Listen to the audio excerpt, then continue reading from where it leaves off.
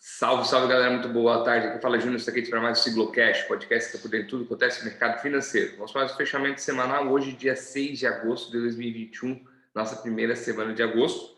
Começamos o mês aí com o pé direito, depois de um mês de julho não tão bom. Hoje fechamos em alta de 0,97 a 122.810 pontos e com isso na semana acumulamos uma alta de 0,83. O dólar hoje fechou em alta de 0,40, desculpou, 5,40, a 5,23. E na semana a moeda já se valorizou ante o dólar 0,92.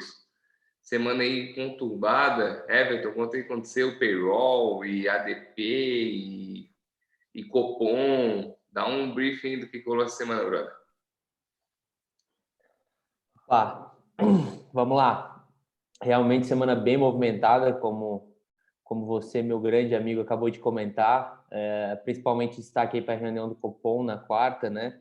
Mas eu acho que as principais informações dessa semana movimentadas vão vir do nosso amigo Eber e do Rafa também, que vai falar um pouco sobre os balanços aí. Então, não querendo ser repetitivo, vou tentar passar rápido aqui o que aconteceu. A gente começou a semana com as bolsas americanas em leve queda e por aqui o Ibov em cenário positivo, muito puxado pelos papéis do setor financeiro, que na segunda-feira foram o destaque do índice, né? Itaú, Bradesco, o Banco do Brasil, a própria B3 com uma boa valorização. Também tivemos uma terça-feira positiva por aqui no nosso mercado, principalmente pelas altas aí das nossas principais empresas aqui, a Vale e a Petro. Vale subindo mais de 3%, 3,4%, e a Petro subindo 1,7%.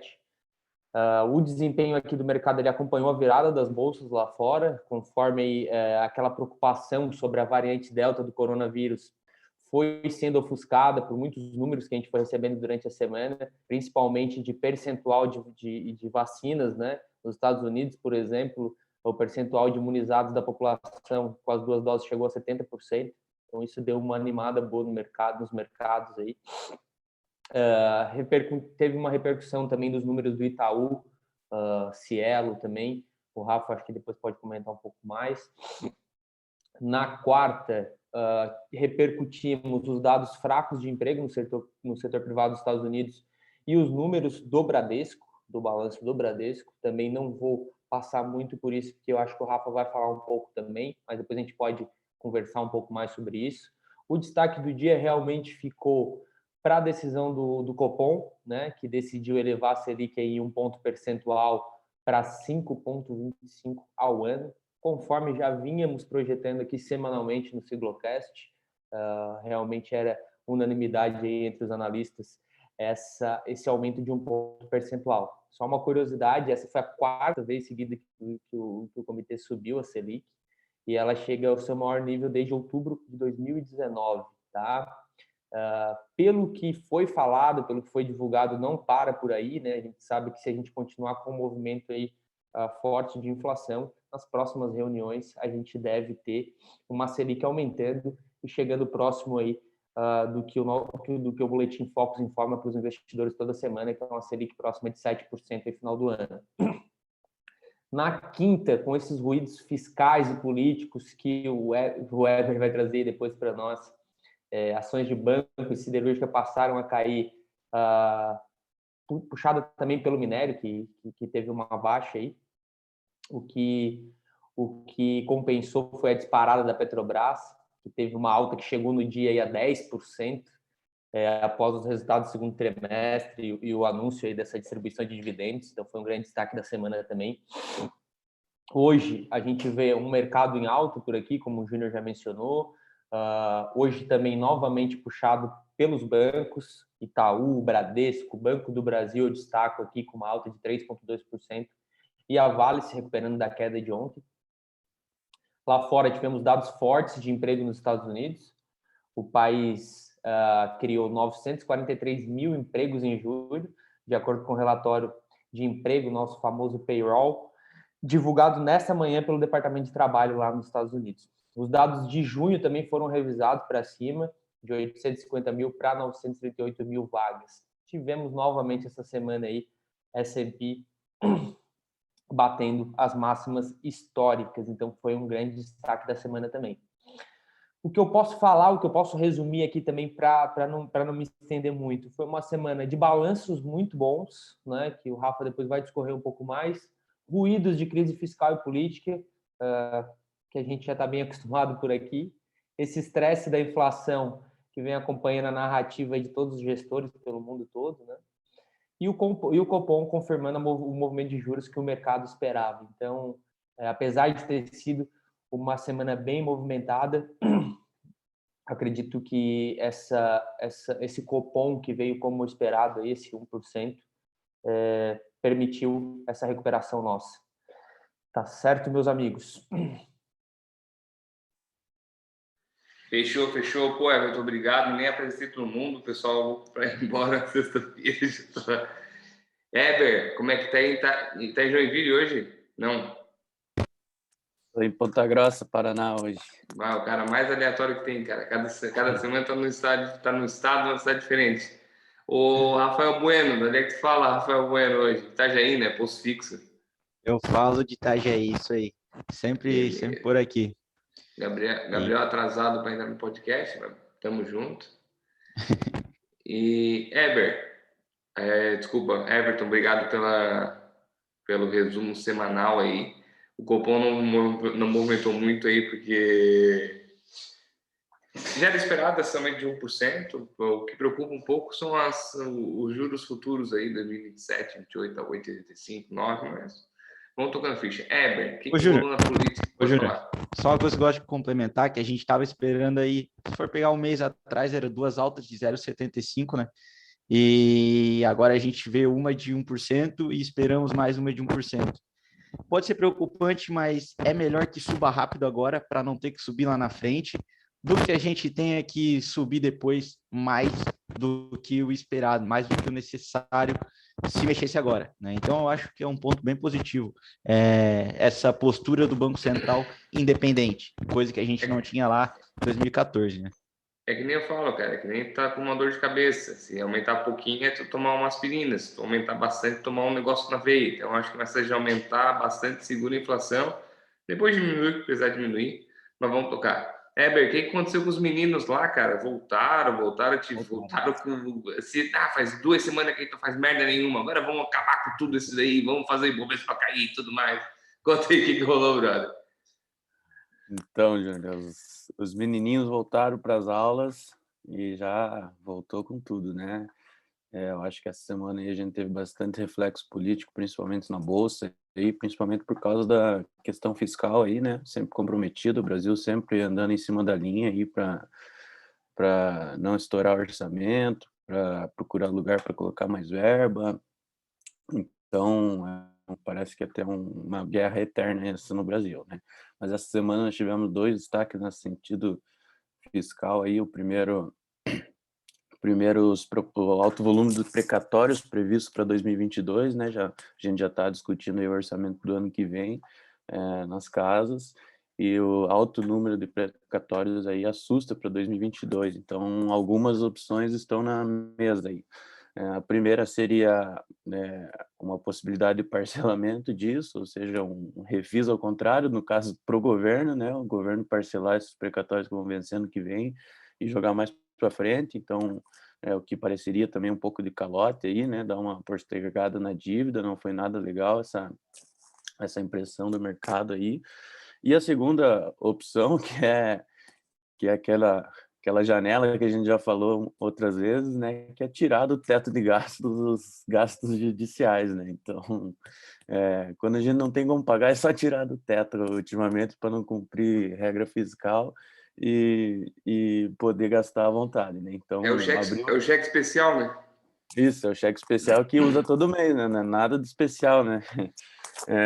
Então, o que acontece? Então, com a pandemia, abriu-se esse precedente da gente tirar alguns gastos do teto de gastos aí, em situações de calamidade, etc. E os nossos meninos não são nada burrinhos, né, para não ter que tirar deles do fundo eleitoral, para não ter que tirar das emendas parlamentares, vamos tirar do teto os gastos judiciais, né? Bom, isso deve ainda dar mais alguma discussão aí.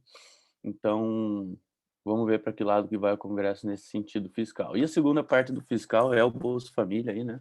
O projeto novo foi inclusive bastante falado essa semana, foi apresentado. É, foi a discussão aí se vai ser R$ 300, R$ 400 por mês. Então, a gente já percebeu que o Bolsonaro quer chegar no 400 aí, porque ele sabe que é uma cartada eleitoral muito forte para 2022, né? Ele aprovar um auxílio desse tamanho aí. E ele até brincou essa semana que o Paulo Guedes que ia dar, ele já garantiu 300, vamos dizer assim, né? Que a, que o 300 estaria meio que garantido esse valor e que talvez o Paulo Guedes ainda ia anunciar mais R$ 100 aí. Então, e isso já, claro que eles querem colocar fora do teto também, né? Isso é básico, né? Nesse momento, mas mas então fica essa questão e da onde que vai sair esse dinheiro, é claro, né? A gente já sabe que isso, quando eles aprovam um projeto para gastar, tem que dizer da onde que vai vir. Então esse é o enigma fiscal aí que a gente está encarando para o ano que vem, né? Já o Bolsa Família já pode começar a ser pago esse ano, ainda tem um espaço no orçamento de 2021, né? Então, segundo assunto que preocupou essa semana é o crise aí entre o poder executivo e o poder judiciário, né? As fortes trocas de agrados entre o presidente e os ministros, principalmente do TSE, né? Com a questão do voto impresso. Ontem, inclusive, o Bolsonaro falou que está chegando o momento de sair das 4 linhas da Constituição para questionar algumas decisões aí do STF, né? Então, foi uma declaração que pesou um pouco, até derrubou a bolsa por alguns momentos, não foi nada legal. E à noite o Fux cancelou uma reunião entre os poderes, né? Eles iam fazer uma reunião entre os 3 poderes, foi cancelada pelo ministro Fux aí, pressionado pelos outros ministros do STF. Então, agora vamos ver como é que vai ser esse tom aí para frente. É bem provável que isso aí dê algum ruído muito mais alto ainda, porque o Bolsonaro já deixou bem claro que ele faz muita questão do voto impresso aí para as próximas eleições. Voto impresso, inclusive, que foi reprovado essa semana na Comissão Especial da Reforma Eleitoral na Câmara. Então, teoricamente, estava fundada essa matéria aí, mas hoje o Arthur Lira voltou a dizer que talvez essa matéria possa vir ser tratada aí no plenário. Então, ainda há uma esperança aí, né?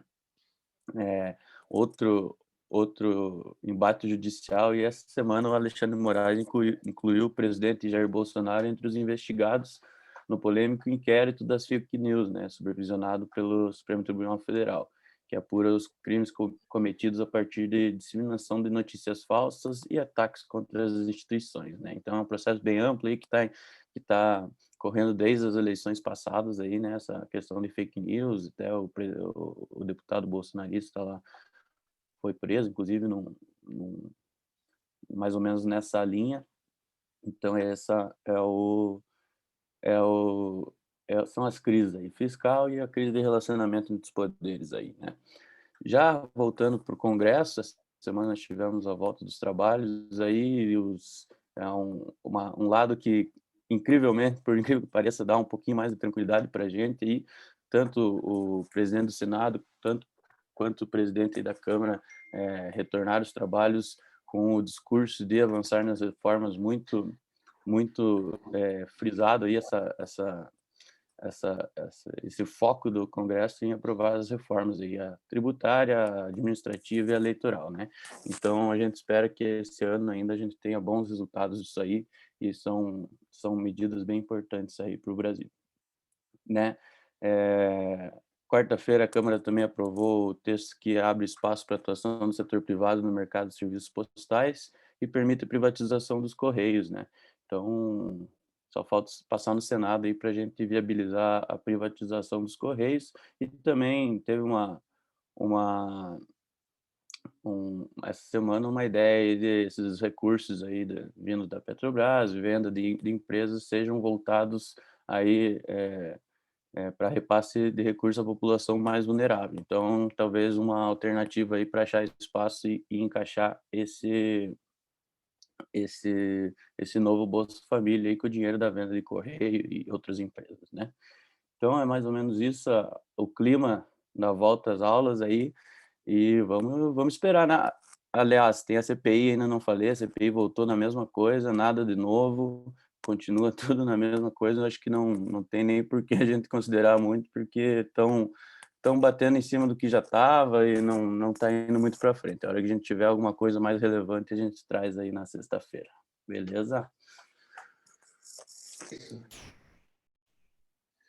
Era isso, brother? Era isso. Vimos aqui, ó. Vai futuramente aí no nosso projeto, vamos fazer tudo na mesa redonda, hein? A gente vai gravar todo mundo junto ao vivo, hein? Olha que vai sair coisa nova por aí. Heber, obrigado pela parte política, a parte que sempre afeta nosso país, e cada semana está afetando mais ainda. Então, às vezes, quando a gente tem que seguir a esteira lá fora, a gente não consegue seguir porque os nossos meninos barram a ideia. Cara, como o Gabriel chegou por último, ele ia falar por último, né? Mas queria dar boas-vindas ao Gabriel, se atrasou aí, estava vindo do voo do Oriente Médio e tal, e acabou se... Meu computador decidiu atualizar aqui, eu fiquei igual um tanso esperando. Se eu tivesse ligado antes, não tinha acontecido isso. Ô, Rafa, fala o que rolou aí, cara. Teve um IPO essa semana que não saiu muito bem, era o mais esperado, deu uma derretida. A galera aí foi no preço médio para baixo. Não sei o que está acontecendo. Fala aí, É isso mesmo. O maior IPO do ano, né? E o mais comentado também no mercado. Bom, vou começar falando um pouquinho do mercado como um todo e vou chegar lá no IPO da Raiz, beleza? Então, a gente está passando agora pela segunda temporada de balanços do ano, né? A gente está vendo aí o noticiário corporativo falando dos resultados das empresas no segundo trimestre. A gente viu lá em maio ótimos resultados e tá muito ruim o som, pessoal. O Rafa, tá dando um eco só no microfone. Vou tentar colocar mais pertinho aqui. Vão me avisando aí se tá dando certo. Beleza? Beleza. Mas então, voltando, a gente está passando então nessa segunda janela aí de resultados. A gente está vendo ótimos resultados por parte das empresas. Os lucros estão vindo 16% acima do consenso do mercado, então 16% acima é bem positivo, uma vez que os lucros das empresas cara, já que você está falando que eu estou com mau contato aqui, pera aí, só deixa eu mexer aqui no plug rapidinho.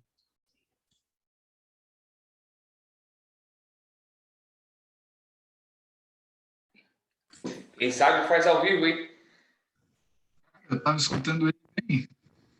Cara, vai ver o Júnior que não está ouvindo direito lá. Parece que o plugzinho ali, o P10 ali, ele fica rodando, parece que sabe quando estava falhando. Parece que era só essas falhas assim, mas por agora acho que deu uma melhorada. Toca de pau. Beleza, deu uma mexida ali atrás. Mas, enfim, a gente está vendo ótimos resultados aí, então, 16% acima do esperado, os lucros das empresas.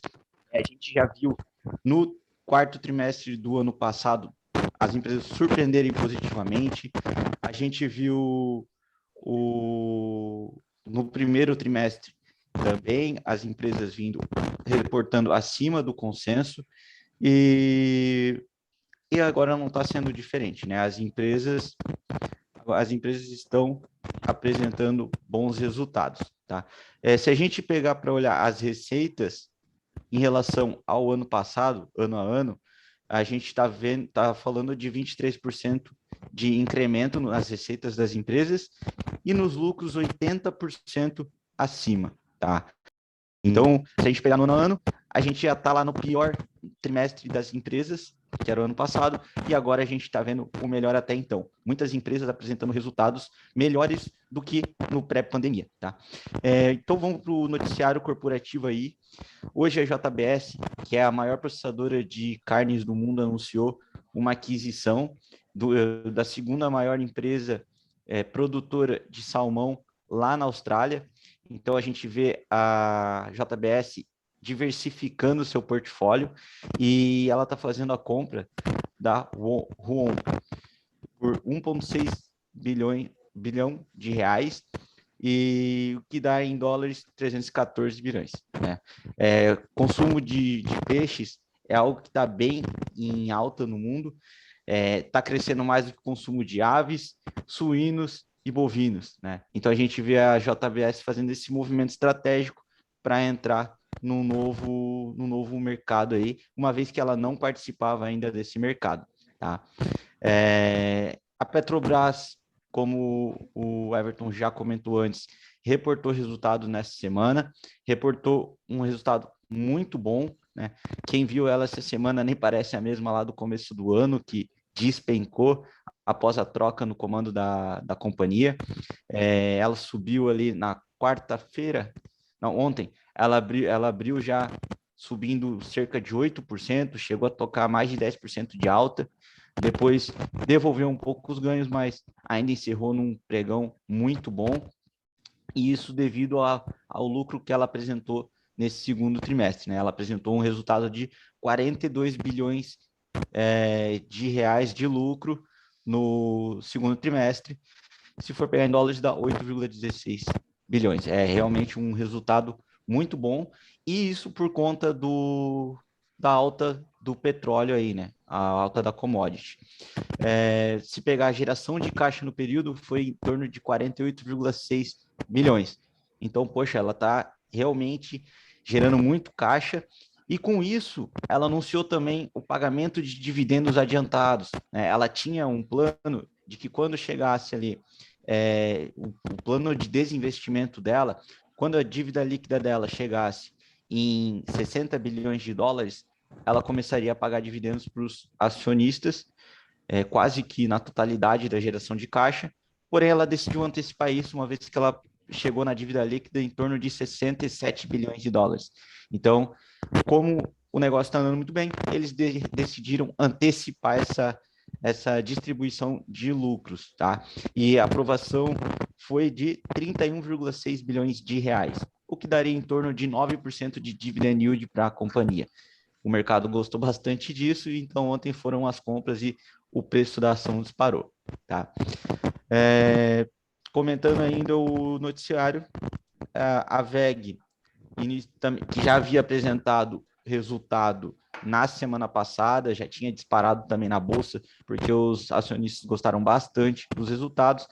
Agora entrou na cobertura da XP com a recomendação de compra para a companhia, né? Uma vez que a companhia é muito forte na fabricação aí dos motores elétricos, também já tem sua linha de negócios em geração de energia limpa, né? E a XP preza muito pelo ESG, gostou muito da companhia e atribuiu aí o preço-alvo de R$50 para a companhia. Tá?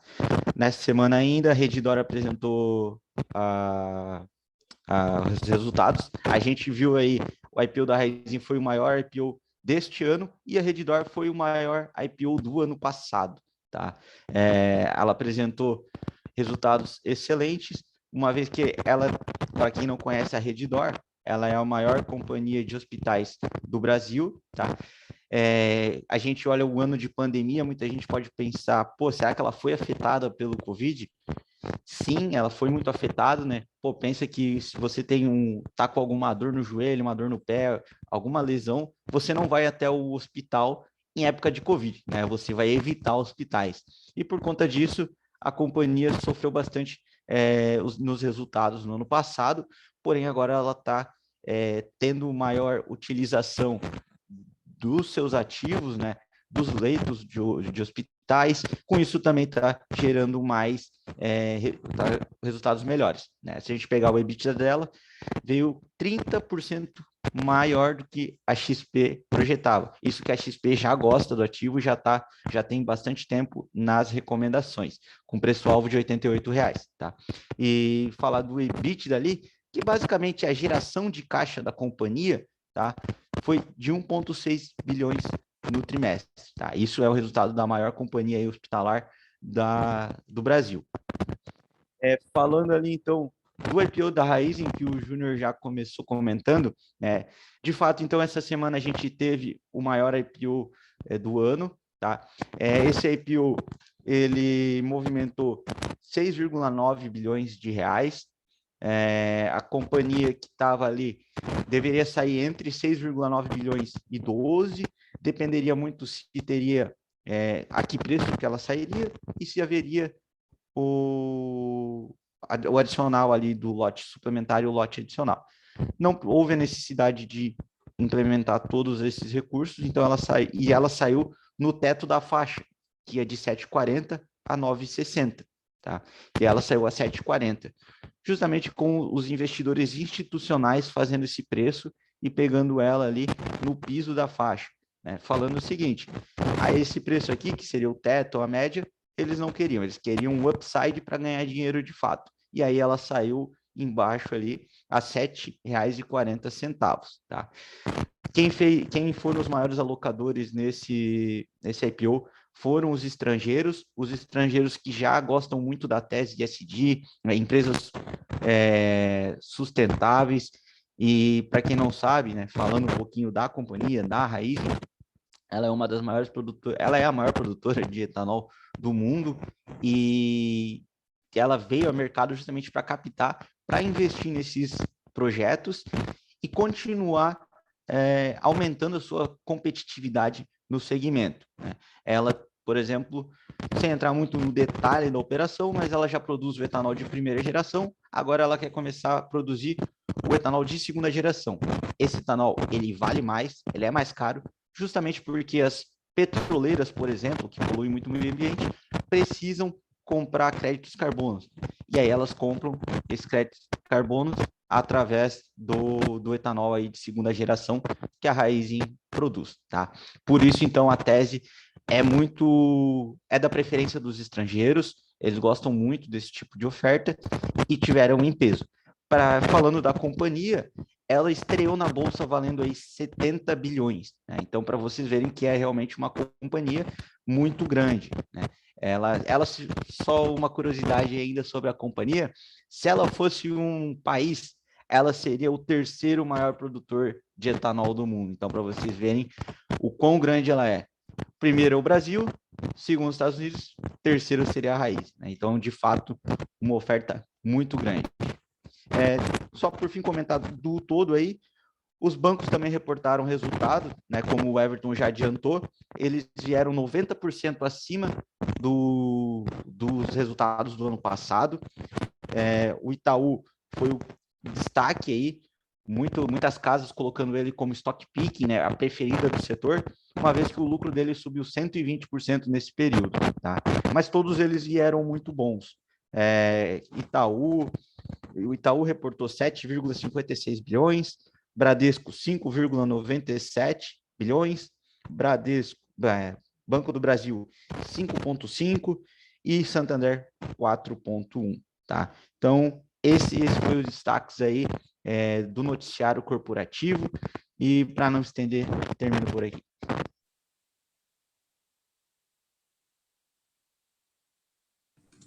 Que isso, Rafa. E, cara, vai. Tá bom, tá bom, tá bom. Não, eu já levei muita dura de vocês, cara. Ninguém quer ir pro final de semana, pô. Ninguém quer sextar, pode continuar. A ideia de ser rápido é que o cara ouça rapidinho, né? Tá chegando em casa, no trabalho. Aí, quando quiser aquela viagem, a gente vai ter uns episódios, daqui a pouco dá para curtir uma viagem de umas 2 horinhas. A gente vai vamos dar uma reestruturada O dia que o Rafa criar um podcast só dele, amigo, tem que escutar na velocidade 5 vezes para terminar em 3. Eu não sei que fim levou aquele aplicativo que era só de bate-papo, que todo mundo quis entrar, o Clubhouse. Mas, cara, Rafa, faz lá, cara. Fica na live o dia inteiro, cara.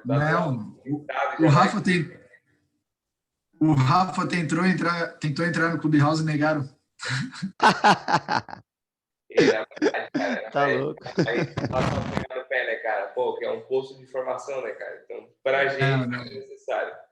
Ô, Rafael, Gabriel, fala o que houve aí, cara. Fundo imobiliário, e a última vez que a gente conversou, não sei se já tinha cara, havido negócios da eu acho, proposta de tributar dividendo, agora não. Pô, como é que eu é, acho que cara? é O uma das, caixa vai tributar nosso caixa, porra? não, eu acho que é uma das primeiras vezes no ano que eu vou dar notícias boas do fundo imobiliário, tá? Pô, motivo de comemoração, né? O IFIX subiu 2,51%, foi recorde, pô, se for todo mês assim, a gente pode fazer quantos caixas tu quiser no fundo imobiliário. Mesmo com a alta da Selic, o mercado já esperava isso, já tinha precificado isso, e a questão do dividendo não entrar ali na reforma ajudou bastante, né? Ajudou bastante. Por mais que ainda muitos especialistas digam que um dia vai ser tributado, não tem muito como fugir, só de não ser agora o mercado já ficou feliz, né? Então, o IFIX acabou subindo 2,51%, mesmo assim ainda não zerou o ano, ainda está com menos 1,6 nesse ano, então ainda tem coisa para zerar. A carteira da XP foi o destaque, certo? Uma carteira que todo mundo chamava de conservadora, subiu 3,7%, então foi uma alta bem considerável, passando o IFIX aí em 1,2%. Com isso, a carteira da XP passou para o campo positivo no ano, uma alta de 0,7% esse ano. Tá? Eles continuam com as teses deles, não muito voltado para shopping, nem laje corporativa, fizeram uma pequena mudança na carteira, saiu não, na verdade diminuiu, né? O Vilge, que é o Vinci Logística, era 12,5%, passou para 10%, e esses 2,5% eles adicionaram no BRCO, tá? Também de logística. BRCO saiu de 10% para 12,5%, essa foi a mudança da carteira da XP. A visão deles continua a mesma, não vão entrar em shopping por enquanto, estão meio receoso com as lajes corporativas, certo? Indo para a carteira, eu tinha esquecido de falar do XPFI, que é o Índice Geral de Fundo Imobiliário da XP, fez 2,6%, então um pouquinho ali acima do IFIX, e no ano perdendo 1,9%. Tá? O setor destaque, setor de logística. Indo ali para a parte da Eleven, a Eleven tem duas carteiras, a Eleven ganho de capital e a Eleven renda patrimonial. A Eleven ganho de capital teve uma alta de 3,55%, uma alta bem considerável também, ali perdendo um pouquinho para a carteira da XP, diminuindo bastante o prejuízo do ano, que estava bem alto, porém ainda está com menos 3% no ano. Ela estava com prejuízo aí de menos 6,5% nesse ano, estava bem pesada a queda dessa carteira de ganho capital da Eleven, né? Fica aí a ironia da vida. E a carteira renda patrimonial, uma alta de 2,46%, então ali em linha com o IFIX, fechando o ano aí por enquanto numa queda de 1,96%. Tanto a Eleven ganho de capital como a renda patrimonial não fizeram nenhuma mudança na carteira, permaneceram com a carteira do mês anterior. Tá? Alguma dúvida aí, alguma pergunta sobre as carteiras? Nada. Esse é um mês de bastante oferta, então você, investidor de fundo imobiliário, que tem fundos imobiliários na carteira, chama um assessor, que está tendo bastante oferta interessante esse mês, de fundos grandes, né, que as pessoas costumam ter, Iridium, vai estar tendo agora, o Iridium acabou essa semana, o HGLG vai encerrar semana que vem, já está rolando, tem o HCTR também está fazendo, XPML, há quanto tempo a gente não viu uma oferta do XPML? A XPML também está fazendo oferta esse mês, então 3 fundos muito grandes. É difícil ter uma pessoa que tem fundo imobiliário e não tem um desses 3 na carteira. Então, chama o assessor e vê se vale a pena aí participar da oferta. Boa, Gabriel. Valeu, brother. Obrigado, hein? Agora eu quero chamar para a parte mais interessante, que quase ninguém acertou aí o bolão. Cara, o Ever não participou semana passada. Eu fiquei mais próximo, chutei 122 mil. Mas você não passou na meta, que passou por 800 pontos. Rafael, 131. Gabriel, 127. E o Everton, não, E o Renato, 125,200. Então foram... O Renato ganhou por aproximação, mesmo perdendo por 3.000 pontos. Não, eu ganhei para aproximação, faltou 800. Ou a gente está muito errado ou o mercado está muito maluco. O que será? Galera, encerramos essa semana com 122.810. Quem quer dar o... Rafa, primeiro palpite aí que está à minha esquerda. Na tela, só para deixar claro. Né? Cara, vamos de... vamos de 127.200 pontos. O mês, né? Isso, otimista, cara. Brother, por dia... Cara, os resultados estão vindo bom, cara. Dia 3,9, tá, Rafa? O teu. Beleza. Mantenho. Gabriel, dia 3,9, qual que tu manda, brother? 122.800. Para um mês? Para um mês, cara, não vai dar nada. Eu tô chateado. Se minhas ações não andam, eu não quero que a de ninguém ande também, cara. Velho, o Rancoroso. que tu acha? Semana que vem o teu, hein? Pra semana que vem o teu, hein? Semana que vem é sucesso, né, cara? 124,5. Quantos? 124,5. 124,5. Fala, brother. 125 mil semana que vem. 125 mil. Ô, Rafa, é mais fácil dos caras acertarem. Os caras dão um palpitezinho de uma semana, velho. Vai dar aí, então, para semana que vem. Vamos ver se tá bom. Não. Mas eu concordo contigo, Gabriel. Não, porque a minha análise gráfica foi para um mês. Eu não vou ter que fazer de novo. Não, semana que vem. Vamos lá. Rafa, tua ideia é semana que vem. Bate bola, jogo rápido. Marido da Gabriela. Vamos lá. Se alguém acertar, a gente manda até uma homenagem semana que vem. 125.500. Semana que vem é muito... Eu preciso traçar umas linhas aqui, cara. Tem que bater o Fibonacci. O Fibonacci não funciona assim. Ombro, cabeça, ombro, o pulo do gato morto. Não, semana que vem é 122.800 também, cara. Não vai andar nada. É a mesma coisa, não vai andar. Ô, tá pessimista, hein, cara? Vocês vão achar até que o home broker de vocês está quebrado, tá? Porque não mexe. Pelo menos não vai para baixo, então. Daqui a pouco vem uma ordem, pera assim, uma ordem, chegou uma ordem, peraí. Aí a empresa caiu 11%. É isso aí. Galera, obrigado pela presença de vocês hoje. Semana que vem, o mês que vem, vamos ter novidades aí no podcast, então já estamos adiantando algumas coisas aí. Algumas periodicidades irão mudar, outras irão aumentar. Mas só para facilitar a vida de cada um da gente. Obrigado por mais uma sexta-feira, mais uma primeira sexta-feira de cada mês.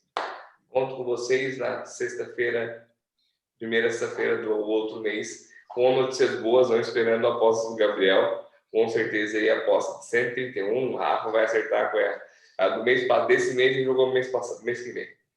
Valeu, Rafa, obrigado. Valeu, Gabriel, Heber. Valeu, bom fim de semana a todo mundo e até mais. Valeu, galera. Bom final de semana.